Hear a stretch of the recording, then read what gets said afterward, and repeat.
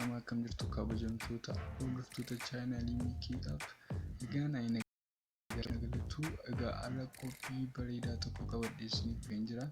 Innis egaa akkaataa Facebook gubbaarratti friend listii keenya dhoksuu dandeenyudha jechuudha.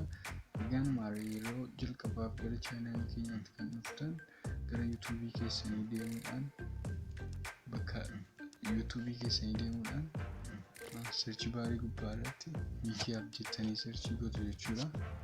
Sanaan booda chaanaalii keessaniif fidaa ergasiin booda bakka subscribe jettu tuqxu jechuudha. Egaan kun chaanaalii kiyya fidee jira jechuudha. Loogoon kiyya kanaadha. Egaa akkuma asirraan argitan al tokkoof cuqaasti jechuudha. Profaayilii sanarra bakka halluu diimaan dibamee jiru kana tuqxu jechuudha.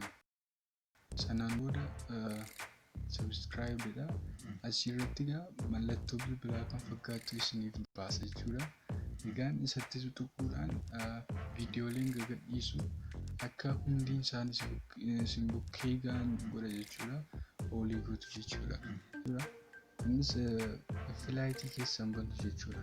Sanaan booda edda affiliate bantaniin booda egaan mallattoo yookaan tuqaa sadii bakka jirutti guutu erga sana filattaniin booda immoo setting bakka jirtu kana filattu jechuudha. Setting kana keessa seentu egaan karaaleen ala isinitti agarsiisu karaa lama jechuudha. Isaanis inni tokko bakka private setting jedhamu jechuudha. Kunidha. Sumarra private setting kana filattu al tokkoof ni cuqaastuun ergasiin booda kunoo gaas jira jechuudha. Who can see your friend list bakka jedhu kan al tokkoof ni filattu jechuudha. Sanaan booda egaa kunoo akkuma asirraan argitan definition yookaan kaasaa kunoo asirratti isiniif kaa'eera jechuudha. Garuu isin asirraa siimor gootu jechuudha. Kunoo dhagaa friendii keessan namni arguu danda'u immoo public ta'ee jira jechuudha. Garuu kana friend listii keessan isin dhoksuudhaaf only me kan jettu kana filattu. Egaan kunoo akkuma asirraa argitan who can see your friend list kan jedhu kun gara only me'tti akka isin qofa argitanitti jijjiirameera jechuudha. Egaan karaa inni jalqabaa kana yeroo ta'u karaa isa lammaffaa immoo ammas settingii keessa seenuudhaan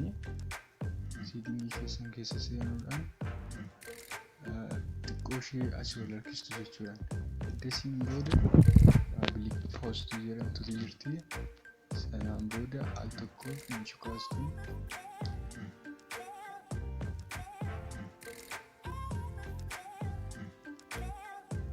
Egaa public post kana filattaniiti.